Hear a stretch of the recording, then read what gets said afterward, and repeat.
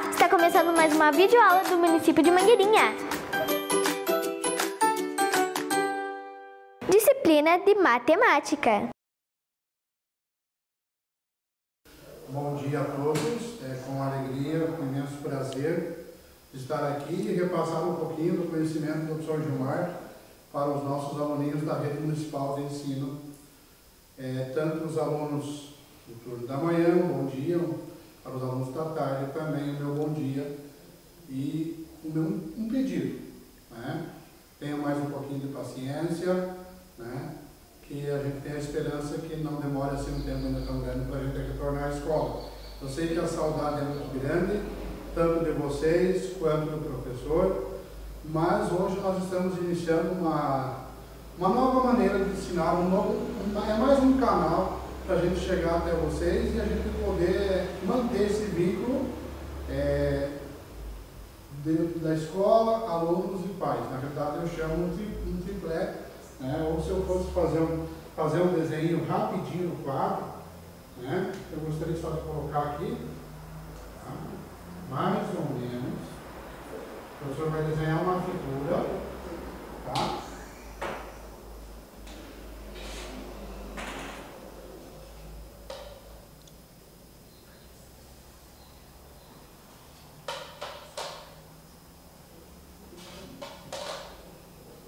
Que é uma figura conhecida, uma figura geométrica, lisa, plana, né?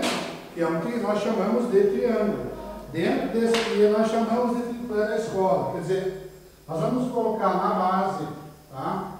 A gente vai colocar escola. Aqui do outro lado, muito importante, nós vamos colocar o aluno.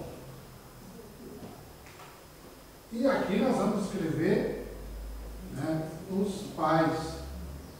Então a escola só vai funcionar, a escola vai realmente funcionar, tá? O ensino de nossas crianças, ela só vai ter sentido quando nós trabalharmos juntos, né? Quando a gente, em harmonia, fecharmos o nosso círculo, onde a escola, na pessoa do professor, na pessoa da diretora, de todas as pessoas que trabalham, na estrutura que a escola tem, o aluno, porque não teria sentido a minha profissão de professor sem ter a tua presença, querido aluninho, e também a participação dos pais. Isso é muito importante. E agora, nessa nova maneira, nesse novo canal, que nós chamamos de aulas remotas. Por que aulas remotas? Porque na realidade é uma experiência de trabalho que nós vamos fazer devido a esse momento que nós estamos vivendo. A pandemia, né, o coronavírus, que impede das crianças virem até a escola e também impede que o professor vá até a escola com o seu grupo de alunos. Por quê? Por uma questão de saúde, por uma questão de prevenção, pela sua segurança, né? Nós sabemos todas as recomendações da Organização Mundial da Saúde que nos pede para que a gente tenha nesse momento um distanciamento social, que a gente possa na nossa casa, do local que a gente for, fazer a higienização das mãos, que é lavar bem as mãos, como nós estávamos fazendo no início, antes de nós estar na escola, nós estávamos fazendo, né? E lavar as mãos bem lavadinho com água e sabão e depois passar álcool em gel. É uma orientação. A outra orientação é que crianças não saiam de suas casas, que não vão para a rua, que não vão para o comércio. Uma outra orientação que a gente está tendo é dos pais que quando forem ao comércio ou quando for para a rua, é obrigatório o uso de máscaras. Tá? Tudo isso para quê?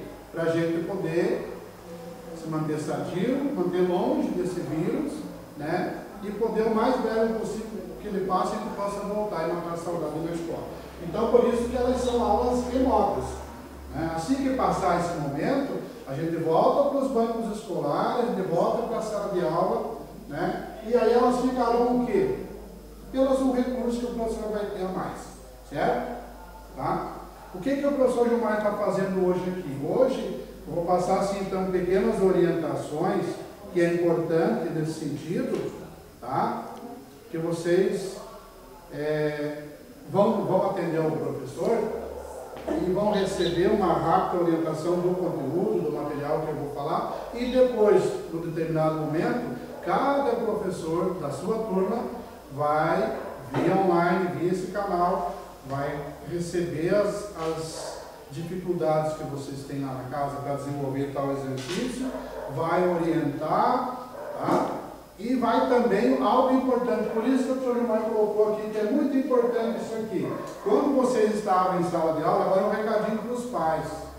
Quando seus filhos estavam em sala de aulas com o professor, o responsável naquelas 4 horas era o professor. O professor era o olho, estava observando se o aluninho estava fazendo bem feito, se tinha dificuldade, né? Se às vezes também estava fazendo corpo mole, isso é normal, é natural. Né? Ou de repente queria brincar com o colega e deixar de fazer atividade, o professor é que cobrava. Agora, o professor vai passar a atividade online, vai indicar a página, exercício tal, no material tal, e vai dar a explicação e os alunos vão fazer lá na casa.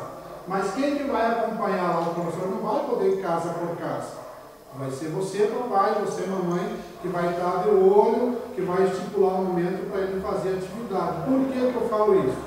Porque ele vai receber a atividade, vai desenvolvê-la na sua casa e vai retornar para o professor, via online também, para que o professor faça a correção, olhe o exercício que ele fez, porque isso vai servir de parâmetros. Nós não teremos mais avaliação nesse período, não teremos uma prova, uma avaliação escrita que vocês vão fazer para o professor. Vai ser avaliado esse trabalho que vocês estão fazendo na casa. Então, se o filho de vocês não fizer, ele não vai ter parâmetros para avaliação. Então, é muito importante que ele faça. Você, papai e mamãe, pode orientar? Pode, deve orientar. O que não deve é fazer para ele. Né? Mas orientar. E a dificuldade? Posso eu, papai e mamãe, entrar em contato com o professor e questionar? Pode, né? Assim como também o aluno também pode fazer esse trabalho. Então, por isso que é muito importante isso aqui. Vai ser, agora sim, a participação do pai e da mãe vai ser muito mais destacada e muito mais importante. Você vai ter uma responsabilidade maior ainda sobre a educação do seu filho. Tá? Um outro recadinho importante, que eu acho que é importante colocar. Tá? Aqueles aluninhos que não têm contato online com o professor, ou porque moram numa região onde a internet ainda não funciona, não chegou, ou porque por umas questões econômicas, é lógico que dentro da questão econômica nós vamos dar prioridade. Às vezes, nessa dificuldade, muitos têm apenas o dinheirinho para poder ter o que comer. Então, lógico que ele não tem condição de comprar um aparelho que consiga fazer esse trabalho. Ou às vezes tem um aparelhinho antigo que não consegue nem pegar a internet. É natural. Então, ele não vai ficar excluído desse processo, desse trabalho. Então, a Secretaria Municipal de Educação, mediante a escola vai entrar em contato, verificar qual é o aluno que está nessa condição, que não consegue ter esse contato online com o professor. A escola vai entrar em contato, nós vamos agendar, a escola vai agendar uma data, esse aluno vai ser disponibilizado transporte escolar pela Prefeitura Municipal, vão buscar, trazem até a escola, lembrando que vai ser necessário, tanto para o aluno quanto para o professor na sala de aula, o quê? Manter as condições, né, da Organização Mundial de Saúde.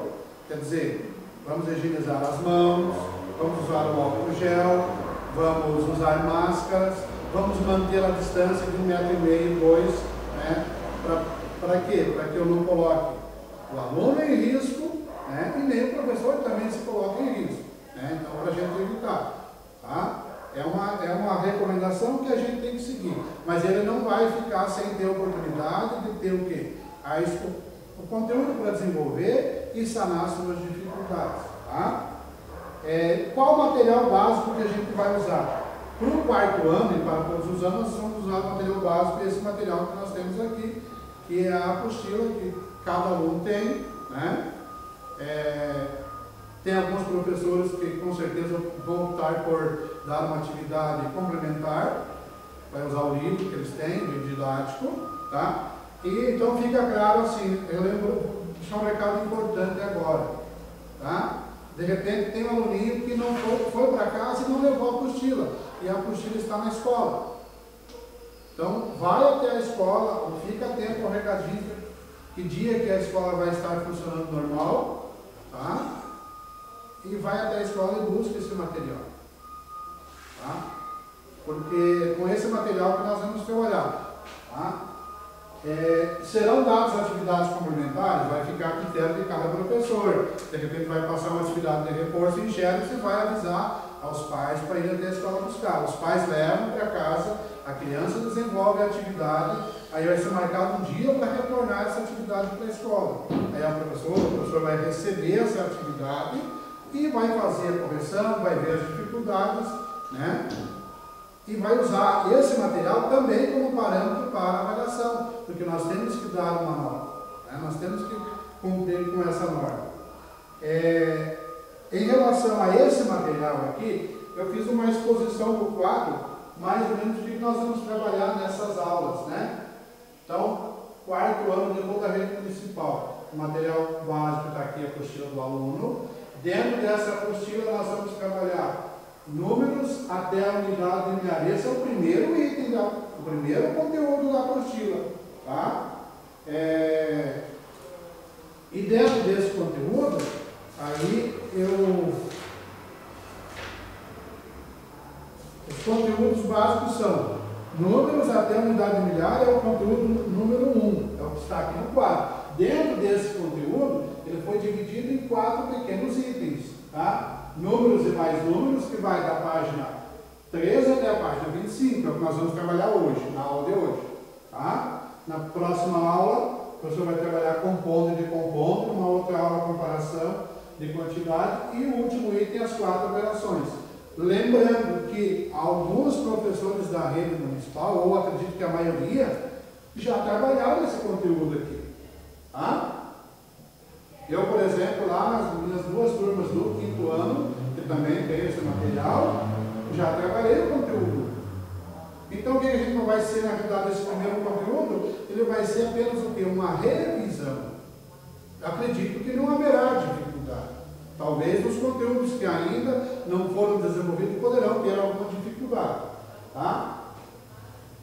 O segundo conteúdo, nós vamos gravar, a próxima aula será esse item, tá? A terceira aula, comparação de quantidades, e o último, as 4 operações. Mas aí nós temos cumprido o capítulo 1, né? Depois nós temos o 2, capítulo 2, que vai trabalhar sobre localização e movimentação, e o capítulo 3, que vai falar sobre temperatura e sobre estatística, tá? Dentro desse item de hoje, que a gente vai trabalhar, nós começamos na página 13, onde nós vamos trabalhar, então, vou deixar só ele, que são os números e mais números. Na realidade, ele é um conteúdo que nós já trabalhamos em outras turmas. Já trabalhamos, com certeza, no primeiro ano, dentro da limitação do primeiro ano, né? Trabalhamos no 2º ano, no 3º ano, e agora no 4º ano, a gente volta a rever esse conteúdo, né? Então, na realidade, ele não é uma novidade, tá, para a gente, mas é um conteúdo que a gente já desenvolveu nos anos anteriores e que o professor provavelmente deve ter trabalhado. Então, números e mais números. Quando a gente fala de números, tá, a gente parar um pouquinho e refletir, a gente vai verificar que os números estão em volta do nosso dia a dia, né?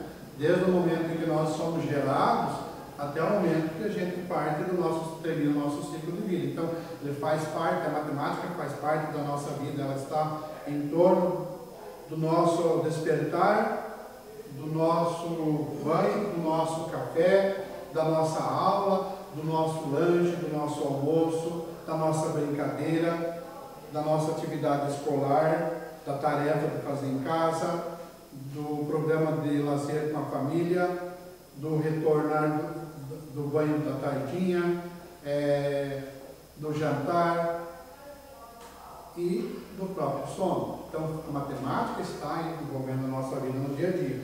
E esse primeiro item, ele é mais o quê? É como se a gente fosse colocar o quê? Um conhecimento dos números, tá? Por exemplo, quando nós falamos de números, tá? A gente vai falar de alguns sistemas. Nós vamos lembrar, por exemplo, de nomes de sistema de numeração decimal. Vamos lembrar também de sistema de numeração romana. Quer dizer, na história dos números vai haver sistemas diferentes, né? Mas o que nós vamos trabalhar, o nosso sistema, se chama sistema de numeração decimal, tá?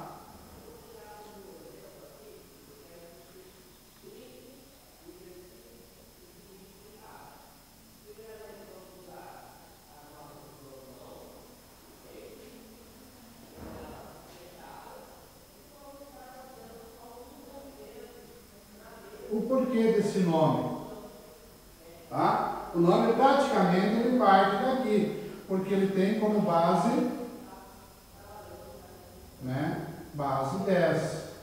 Tá? E outra coisa que nós vamos lembrar, para a gente escrever nosso sistema de numeração, nós precisamos de ter os símbolos. Então, no decorrer da história da humanidade, o homem sentiu a necessidade que, por quê? Ele não conseguia mais contar tudo que ele tinha só nas mãos. As mãos já ficavam pequenas, né? No início da história, a gente lembra da história dos pastores, né? Que ele poderia fazer a contagem das suas ovelhas com pedrinhas. Mas quando ele tinha uma imensidade grande de ovelhas, ficava difícil carregar as pedrinhas.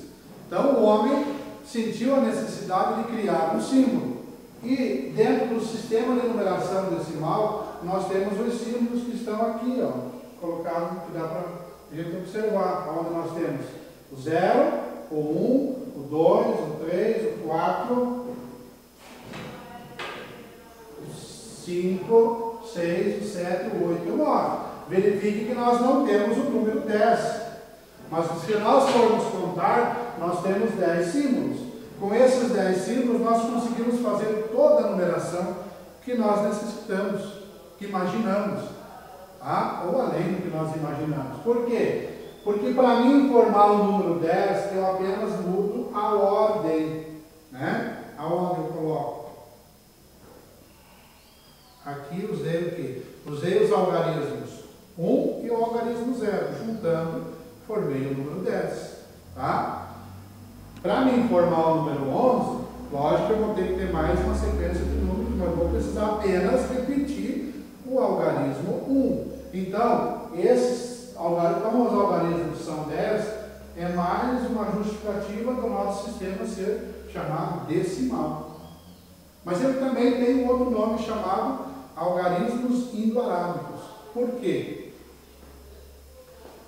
Porque mais ou menos em 825 depois de Cristo, o matemático persa, ele fez um estudo sobre o sistema de numeração dos povos hindus da Índia. E eles já utilizavam essa organização. Na verdade, o sistema de numeração decimal ele é uma organização dos números. Porque se a gente jogar os números como um todo, fica difícil. Se a gente pegar os números, só vou dar um exemplo aqui. Então aqui nós temos os números organizados até 100, certo? Até 1000, desculpa, até 1000. Tem uma organização aqui embaixo, aqui, 99, 100, e nós temos uma sequência que podemos fazer até 1000. Esses números estão organizados numa ordem, tá? Que é a ordem do quê? A ordem crescente, do menor para o maior. Então há uma organização. E se nós pegássemos todos esses números aqui, até 100, vamos esquecer, vamos fazer até a primeira centena, e colocássemos num potinho e misturássemos todos, tá? Para a gente pegar um número tal, iríamos ter que procurar, iríamos perder um tempo, e assim a gente já tem uma organização, tá? Então, o sistema de numeração decimal, na realidade, não é mais do que uma organização para facilitar o entendimento, porque uma outra coisa que a gente precisa falar, que o nosso sistema sistema de numeração, os algarismos, eles têm valor posicional. Tá? Então nós chamamos de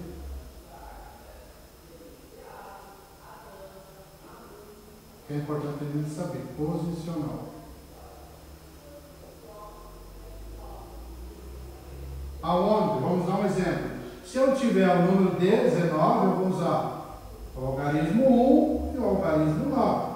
Porque na realidade, o que vale o 19? Eu teria que ter 19 pecinhas para representar o 19. Se eu mudar a posição desse 9, desse 1, usando sempre os mesmos algarismos, eu já vou ter outro número que eu chamo, vou ler ele como 91, e que eu vou precisar de muito mais pecinhas para representar, porque o valor dele mudou. Nesse sentido aqui, o 9 vai valer 9 unidades, e o 1 que está na casa da centena, que eu já vou explicar, vai valer, da dezena vai valer 10 unidades. Então, 10 mais 9 com 19 pecinhas eu represento. Aqui já mudou, eu tenho o número 1 na casa da unidade, que vai valer 1, mas o 9 que está na casa da dezena vai valer 90. Então aqui eu vou precisar de 91 pecinhas, já é uma quantidade bem maior. Né? Então por isso que é muito importante a gente saber que eles são símbolos, né? Mas que dependendo na ordem que ele ocupa na organização, ele pode ter um valor diferenciado. Tá? Isso é importante a gente saber. Tá? E uma coisa que eu quero falar, assim, um material que a gente vai usar muito nessa unidade, é esse material aqui.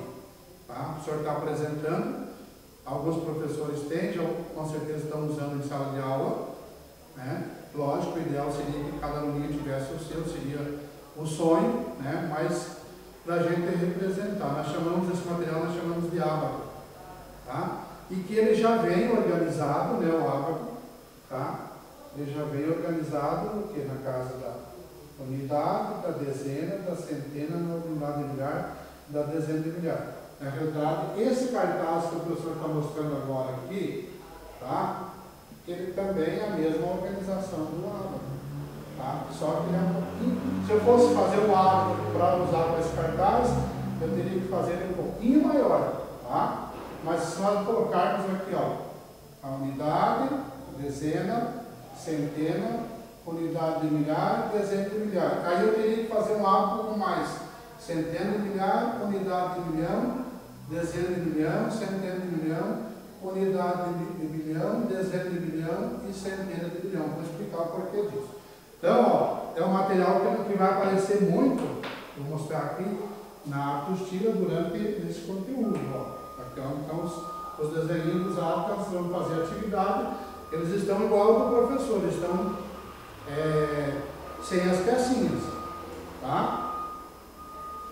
E aí, eu vou pegar esse primeiro exercício, só para lembrar um pouquinho, que é onde nós temos 3 caixas de quebra-cabeça e cada caixinha está representando uma quantidade. Uma caixa menor, que está representando 200 peças, tá?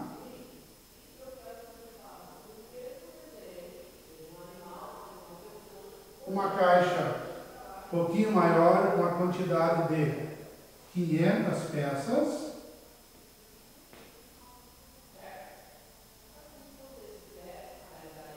E uma caixa maior ainda, no caso, com 1000 peças. Então, é o que vocês têm na apostila de vocês aí. Na casa, quem está com a apostila já pode ter olhandinho que é isso, o senhor está explicando.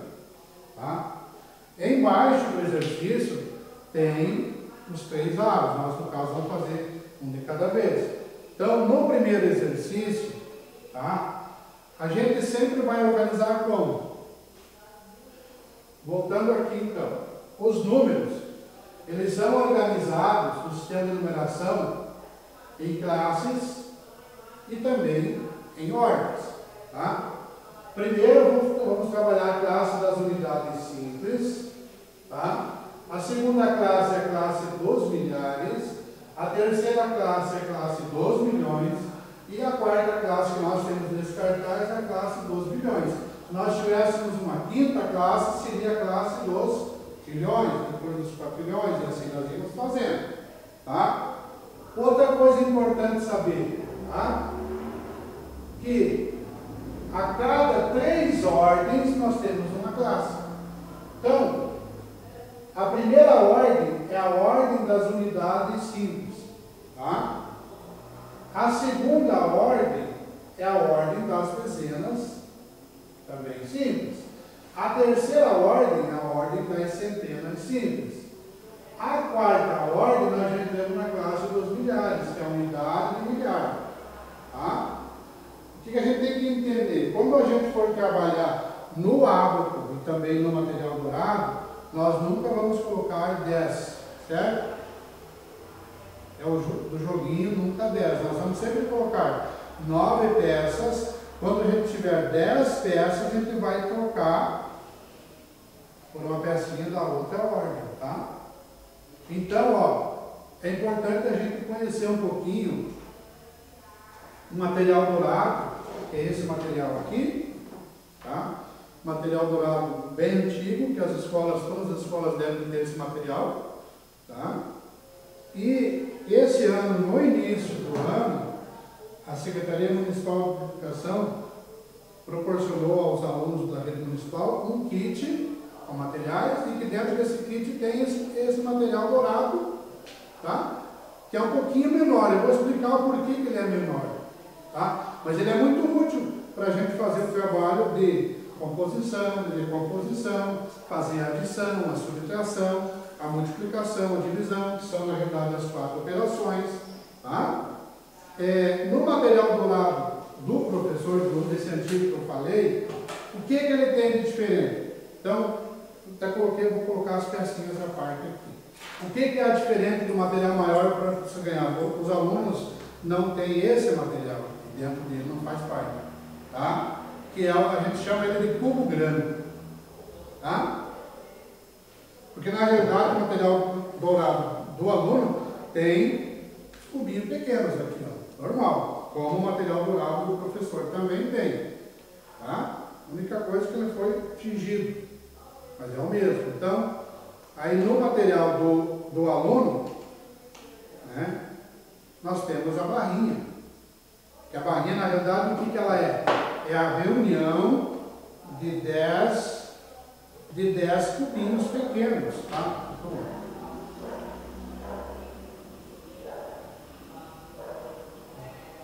Quando eu tiver 10 cubinhos pequenos, tá, que eu vou deixar aqui, se a gente organizar eles, vamos ver se vai dar certinho, mas tem que dar, né? A gente consegue pegar ali, o meu amigo cinegrafista, não podemos deixar de agradecer ele também pelo trabalho. 3, 6, 9, 10. Se a gente fizer a comparação, vou colocar em cima, a barrinha é o mesmo tamanho. Quer dizer o quê? Se eu pegar essa barrinha pequena que eu tenho aqui e pegar uma serrinha de marceneiro e dividir ela, eu vou ter 10 cubinhos separadinhos, tá? Então, os cubinhos fazem parte do quê? Da unidade de simples, né? Primeira unidade. Se o professor Gilmar colocou 2 cubinhos aqui, depois nós vamos fazer essa conta. Vai representar o número 2. Na segunda ordem, nós temos então a ordem do quê? Onde a gente vai colocar as barrinhas. Cada barrinha representa 10 pecinhas dessa. Como eu tenho 3 barrinhas, nós vamos colocar aqui, né? São 3 dezenas, tá? Peguei ajeitadinho, vai. Pronto. E o terceiro material dentro dele, que na verdade nós chamamos a plaquinha, tá? É a centena. Por quê? Porque dentro da centena eu vou ter 10 partinhas desta aqui. Tem que colocar, vamos formar, né? Então eu vou pegar aqui 1, 2, 3, 4, 5, 6, 7, 8, 9. Vou arredar um pouquinho aqui. Vamos organizar elas bem organizadinha.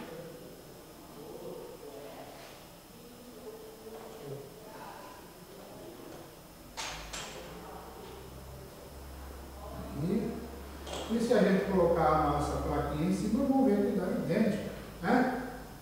Tá? Então significa o quê? Se eu pegar novamente a serrinha do marceneiro, separar, eu vou ter 10 barrinhas, tá? E esse material aqui, que nós chamamos de o cubo grande, que não tem nesse material, tá? Na realidade, eles são o quê? São 10 plaquinhas, né? Se eu pegar a serrinha e serrar uma vez, eu vou ter 10 plaquinhas. Na realidade, quantas pecinhas eu tenho dentro desse cubo grande dessa? Eu vou ter 1000, tá? Por isso que, no caso, a minha plaquinha, não sei se ela vai parar aqui, vamos tentar, tomara que ela pare. É muito pequenininho, né? Vamos deixar assim. Fez a casa da centena. E se eu tivesse um local para colocar o meu cubo, seria aqui, ó, nessa, que é a quarta ordem, a unidade do milhar, que representaria. Então, com esse material, eu estaria representando 1132. Tá? É a representação no concreto, né? A gente, quando fala o número, está falando no abstrato. Quando a gente coloca o número no quadro, também. E aqui no material dourado nós estamos representando. Então, por que eu achei importante falar? Porque vocês, aluninhos, têm esse material. Tá? É uma outra questão. Vamos voltar à nossa aula aqui, então, onde a gente vai usar o ábaco, que na verdade é aquele cartaz que está lá, é o desenho do cartaz. Apenas que meu ábaco está um pouquinho menor. Se ele tivesse mais, eu tenho 5, 1, 2, 3, 4, 5. Tivesse mais 1, 2, 3, 4, 5, 6, 7. Mais 7 palitinhos, né? Ele chegaria até a centena do milhão. E pode ser feito, se ficaria maior um pouco, né? Como que a gente vai trabalhar? O que nós vamos organizar aqui? Nós vamos organizar as peças do quebra-cabeça da página 4, que é uma atividade que vocês vão fazer em casa. Então, ó, como o hábito do professor, eu vou usar peças coloridas, tá? Então, para a gente representar o número 200, nós vamos fazer algo aqui no quadro, onde nós vamos fazer um valor. Unidade. Vamos ver as cores que eu tenho. Dezena. Tá? E o azul, as cores que eu tenho. Centena.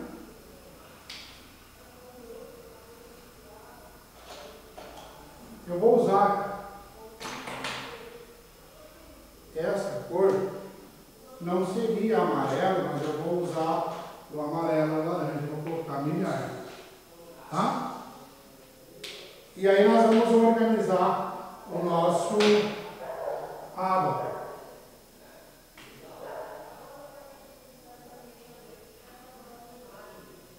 Mais ou menos assim. Né? O professor só colocou em cima a referência. Tá? Então, ao pegarmos o número 200, algo que é importante a gente saber, a gente sempre inicia de que sentido? Tá? Quando a gente está trabalhando o nosso material. Tá? Da direita para a esquerda. Isso vai facilitar na organização das operações depois, principalmente da adição e na questão da subtração. Então, sempre começamos pela casa da unidade, da dezena e da centena, da direita para a esquerda. Às vezes eu estou dando aula para os meus alunos lá e falo do sentido da porta para a janela, a referência que eu faço, tá? Para eles entenderem. Nessa organização, aí nós perguntamos assim, o número 200, tá? Vamos fazer o número 200 aqui embaixo, tá? Eu já vou fazer um número aqui, mas vou representar no lado, né? Se nós olharmos a casa da unidade, que é esta aqui, nós não temos nenhuma pecinha, ela fica em branco, tá? Se olharmos a casa da dezena, também nós não temos nenhuma pecinha. Nós vamos apenas representar de cor azul a pecinha das centenas. Então, no nosso ábaco, ele vai estar representado o número 200 dessa forma, só isso. Tá? Por quê? Porque cada pecinha azul que o professor colocou representa uma plaquinha. Cada plaquinha tem 100 unidades. Portanto, se eu coloquei 2 plaquinhas, né? Ou se eu começar a colocar aqui, eu poderia colocar 9 unidades, tá? Mas quando chegar nunca posso ter 10, eu teria que mudar para cá. Aqui eu teria o quê? 9 dezenas, com mais uma, 10. Faria para cá. Então por isso que elas ficam em branco, porque é o jogo do nunca 10. Tá? Se eu tivesse um outro número, só um pouquinho para vocês entenderem. Se eu tivesse esse número, 241. Olha que é diferente. Né? Então como que nós faríamos? Aí nós já partiríamos qual que é a cor da unidade, é o verde. Quanto que eu tenho no verde? No verde eu tenho uma pecinha. Né? Quanto que eu tenho na casa dezena que é o vermelho? Número 4, 44. Então são 4 pecinhas vermelhas. Né? 3. E a quarta. E na casa da centena eu tenho 2. Portanto, já está ali, 241. Então essa é a forma que a gente usa. Eu vou mostrar para vocês agora, tá? Fazer rapidinho, mas já quase terminando a nossa aulinha, tá?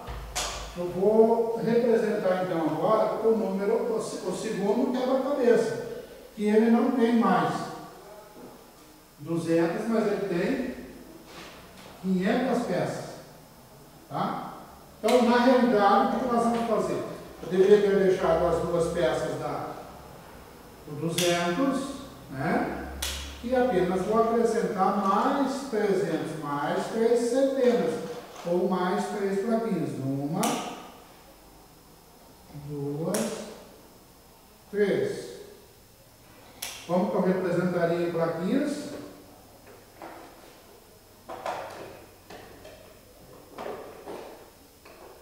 3, 5 plaquinhas, né?